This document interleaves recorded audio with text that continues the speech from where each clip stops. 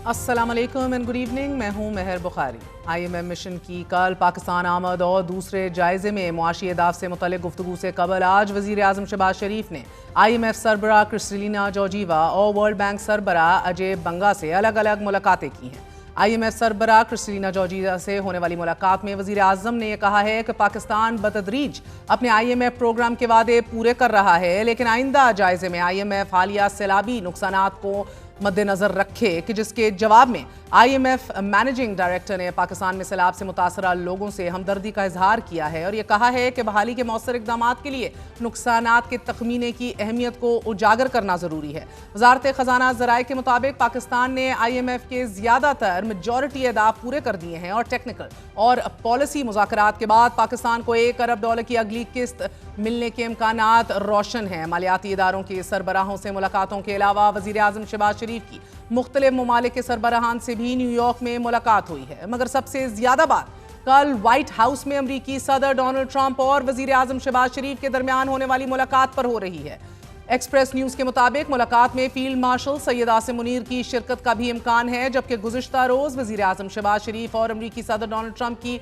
23 second پر محیط ایک ملاقات ہوئی ہے، لیکن کل 40 سے 45 منٹ کی طویل نشست کی خبر موصول ہو رہی ہے۔ پروگرام میں آگے چل کے اس کی مزید تفصیلات آپ کو دیں گے، لیکن ملاقات میں نائب وزیر اعظم اسحاق ڈار بھی موجود تھے اور گزشتہ روز صدر ٹرمپ کی دھمکیوں، مذمتوں، شکووں سے بھرپور تقریر کے بعد امریکی صدر کی وزیر اعظم شہباز شریف سمیت مسلمان حکمرانوں سے بھی ملاقات ہوئی تاکہ غزہ میں اسرائیلی جنگ ختم کی جا سکے۔ ملاقات کے دوران صدر ٹرمپ نے قطر کا شکریہ ادا کیا اور یہ کہا کہ یہ ملاقات سب سے اہم ملاقات ہے۔ صدر ٹرمپ یرغمالیوں کی رہائی پر زور دیتے نظر آئے، جبکہ امیر قطر نے قیدیوں کی واپسی کے ساتھ ساتھ جنگ روکنے پر بھی زور دیا۔ جبکہ آج امریکی اخبار پولیٹیکو نے اپنی رپورٹ میں دعویٰ کیا ہے کہ امریکی صدر ٹرمپ نے عرب رہنماؤں کو ملاقات میں یقین دہانی کروائی ہے کہ وہ اسرائیل کو مغربی کرانے یعنی کہ ویسٹ بینک پر قبضہ نہیں کرنے دیں گے۔ پولیٹیکو نے 6 ایسے افراد سے بات کی ہے کہ جو اس ملاقات میں ہونے والی گفتگو سے بخوبی آگاہ تھے۔ رپورٹ میں کہا گیا ہے کہ 6 میں سے 2 لوگوں نے پولیٹیکو کو یہ بتایا ہے کہ صدر ٹرمپ یہ بات کرتے ہوئے بہت زیادہ پرعزم دکھائی دیے اور بار بار کہتے رہے کہ اسرائیل کو مغربی کنارے پر قبضے کرنے سے روک دیا جائے گا۔ ملاقات میں عرب ممالک نے صدر ٹرمپ کو یہ کہہ کر خبردار بھی کیا ہے کہ اگر ویسٹ بینک کا الحاق ہوا تو ابراہیم اکارڈ سے عرب ملک نکل سکتے ہیں۔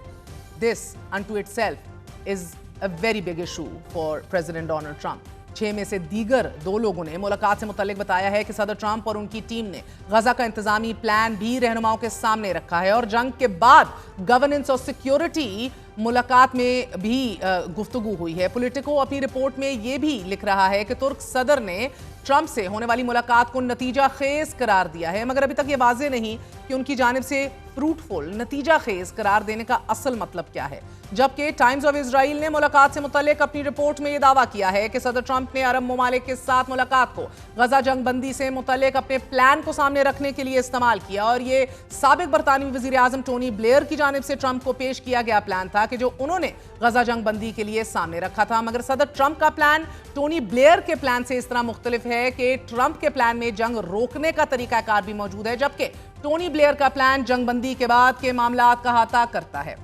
عرب ممالک سے صدر ٹرمپ کی ملاقات اور غزہ سے متعلق مجوزہ پلان کے حوالے سے دی جیروسلم پوسٹ نے لبنانی اخبار کا حوالہ دیتے ہوئے لکھا ہے کہ ٹرمپ نے عرب ممالک کے سامنے جو پلان رکھا ہے اس کے تحت ابتدائی طور پر 20 دن کے لیے سیز فائر یعنی کہ جنگ بندی ہوگی اور اس کے بدلے 48 یرغمالیوں کو رہا کر دیا جائے گا۔ یرغمالیوں کی رہائی کے فوری بعد اسلامی ممالک پر مشتمل انتظامیہ پیلسٹینین انکلیو کا انتظامی کنٹرول سنبھالے گی اور ساتھ ہی فلسطینی حکومت غزہ میں تعمیر نو شروع کر دے گی، جس میں حماس کا کوئی کردار نہیں ہوگا۔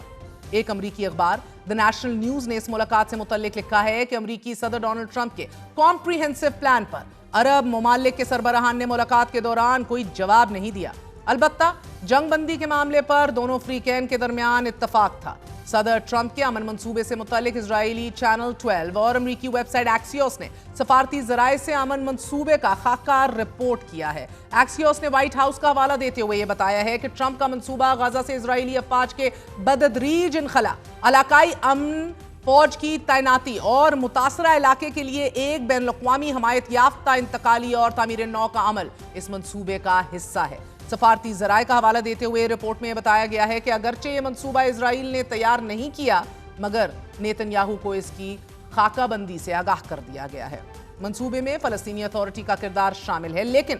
हमास का नहीं है, जिसे वॉशिंगटन और टेल अवीव दोनों खत्म करने पर जोर दे रहे हैं।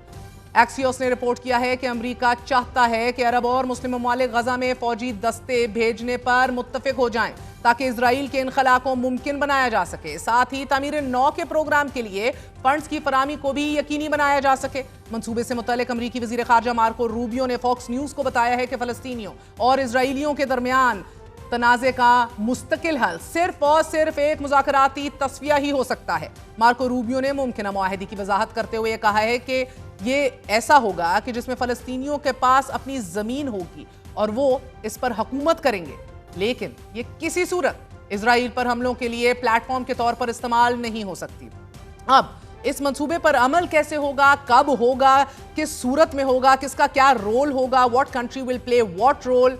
इससे मुतालिक कुछ नहीं कहा जा सकता। अलबत्ता नाजरीन, गजा पर इजरायली बमबारी मुसलसल जारी है और मजीद तेज हो गई है। गुज़िश्ता 24 घंटों के दौरान 60 से ज़ायद फ़लस्तीनियों को शहीद कर दिया गया है। आज दोपहर के करीब इजराइल ने अल शिफा अल अहली और नसीर अस्पताल पर एक बार फिर बमबारी की है। गजा में मौजूद ऑस्ट्रेलियाई डॉक्टर नदाबू अरब ने अल जजीरा से गुफ्तगू करते हुए इजरायली हमलों में शहीद होने वाले पूरे खानदानों के दिल दहला देने वाले हालात बयान किए कि जो अस्पताल में टुकड़ों की सूरत पहुंचते हैं और पता भी नहीं चलता कि हाथ किसका है, टांग किसकी है।